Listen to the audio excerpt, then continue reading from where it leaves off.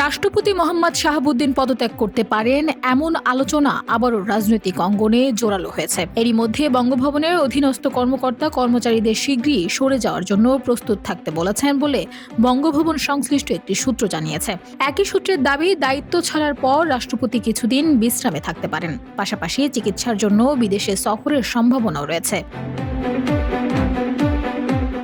রাষ্ট্রপতির পদত্যাগ নিয়ে নতুন করে আলোচনার সূত্রপাত হয় আল জাজিরার অনুসন্ধানী সাংবাদিক জুলকারনাইন শাহের সামির সামাজিক যোগাযোগ মাধ্যমের এক পোস্টকে কেন্দ্র করে। এভাবেই কোটি কোটি মানুষের ঘরে দেশ জুড়ে ফ্রিজ একটাই, ওয়ালটন।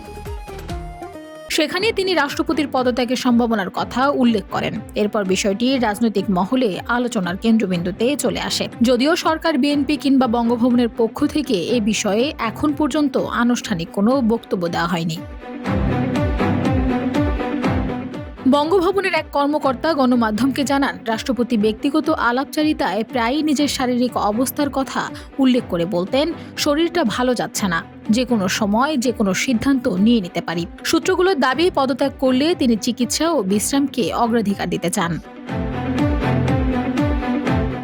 স্বাস্থ্যগত কারণে চলতি বছরের মে মাসে যুক্তরাজ্যের লন্ডনে যান রাষ্ট্রপতি মোহাম্মদ শাহাবুদ্দিন। সফরে তার সঙ্গে পরিবারের সদস্য, চিকিৎসক, স্টাফ, নার্স এবং বঙ্গভবনের কর্মকর্তারাও ছিলেন। এর আগে 2023 সালের অক্টোবরের সিঙ্গাপুরে তার হৃদযন্ত্রে কার্ডিয়াক বাইপাস সার্জারি হয়েছিল। চিকিৎসকদের পরামর্শ অনুযায়ী সেই অস্ত্রোপচারের ফলো আপ পরীক্ষার জন্য তিনি যুক্তরাজ্যে যান। Desk report, Bangladesh bulletin.